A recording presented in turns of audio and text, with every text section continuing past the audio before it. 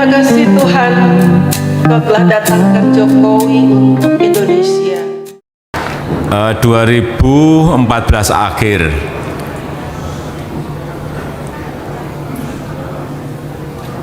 satu setengah bulan setelah saya dilantik, saya langsung terbang ke Papua.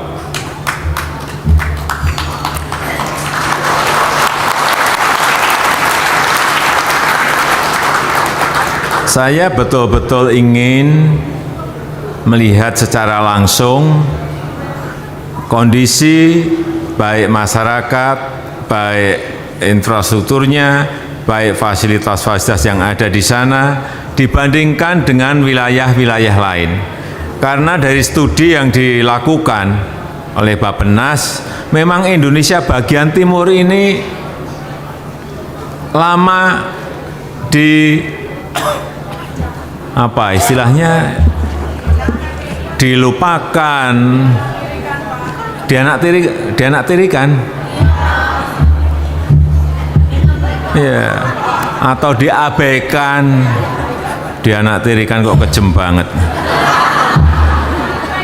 Ya kira-kira itu. Jadi wilayah bagian timur ini kurang kita perhatikan, baik di pembangunan infrastruktur, pembangunan sumber daya manusia, semuanya.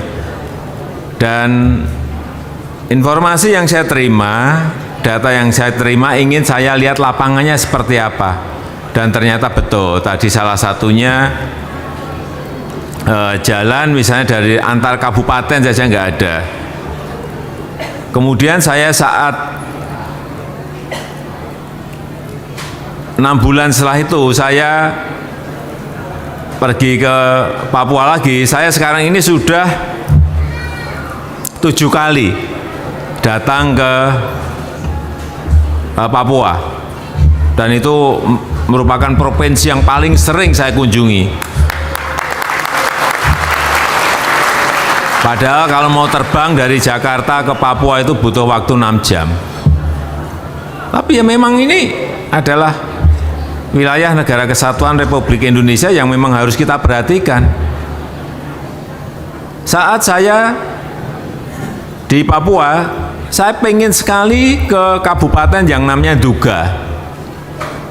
Karena ada informasi yang datang ke saya, Pak, Bapak datang ke Duga, Bapak nanti akan kaget. Lalu kenapa kaget? Ya Bapak pergi saja. Terus saya perintah saat itu, saya mau ke Duga. Saya mau ke Kabupaten Duga. Oleh Kapolri, oleh Panglima saat itu, saya tidak diperbolehkan, Bapak jangan ke sana. Karena itu daerah berbahaya. Daerah rawan, daerah yang paling rawan. Saya sampaikan saat itu, saya ingat betul. Saya nggak mau tahu, saya perintah pada Panglima dan Kapolri, saya nggak mau tahu. Pokoknya 2 hari lagi saya akan ke Duga. Urusan keamanan itu urusanmu.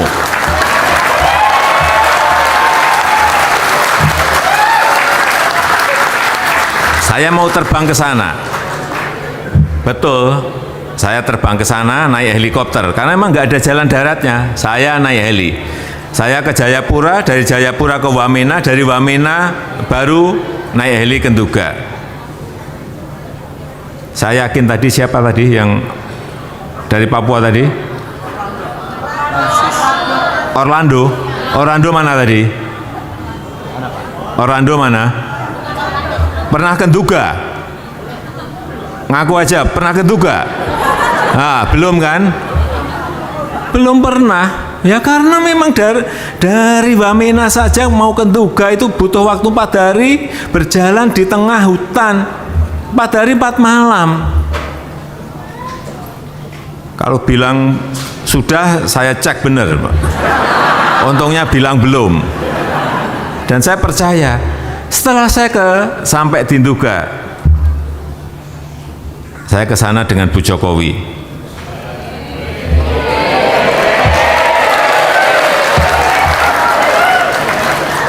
Naik heli.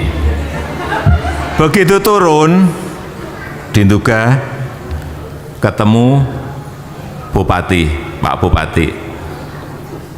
Saya melihat itu di kotanya,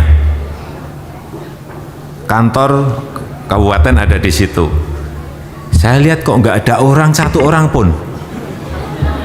Di tengah hutan ada wilayahnya.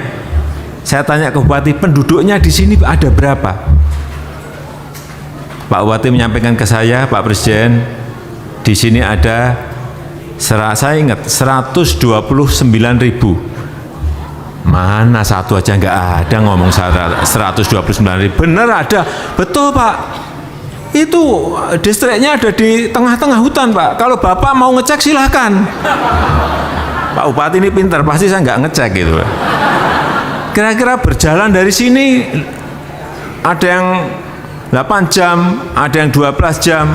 Ya dia udah nyangka pasti saya nggak akan mungkin jalan. Ya, oke saya percaya. Tapi yang perlu saya sampaikan di sini adalah di Kabupaten Duga itu aspal 1 meter saja tidak ada. Inilah yang menyebabkan saya sedih sekali. Dan saat itu saya perintahkan agar jalan dari Wamena ke Duga itu segera dibangun dan dikerjakan, dan tadi saudara-saudara sudah melihat hasilnya tadi. Untuk membuka isolasi saudara-saudara kita yang ada di sana. Membuka dulu. Sebagian sudah diaspal, sebagian belum. Tapi paling tidak kendaraan bisa lewat, mobil bisa lewat, trail juga bisa sampai ke sana. Itu. Dan sekarang 4-6 jam lah dari Wamena ke Duga sudah bisa dilalui. Saya sudah mencoba separuhnya.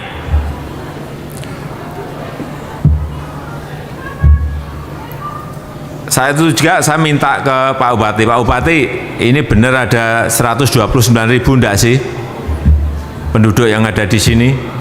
Benar Pak, ada. Oke, saya tunjukkan saja tempat yang paling ramai yang ada di kabupaten ini di mana? Bisa Pak, kita ke pasar. Saya diajak ke pasar. Begitu sampai di pasar saya kaget, ternyata di situ juga ada paling-paling 60 orang saja. 60, bukan 60.000, 60 orang. Inilah kondisi apa adanya yang ingin saya sampaikan kepada Bapak Ibu dan saudara-saudara semuanya berkaitan dengan pertanyaan tadi. Kenapa saya begitu intent ke Papua? Dorongan apa yang menyebabkan itu? Ya jawabannya yaitu semakin saya tahu, semakin saya ingin memberikan perhatian yang berbeda kepada Papua.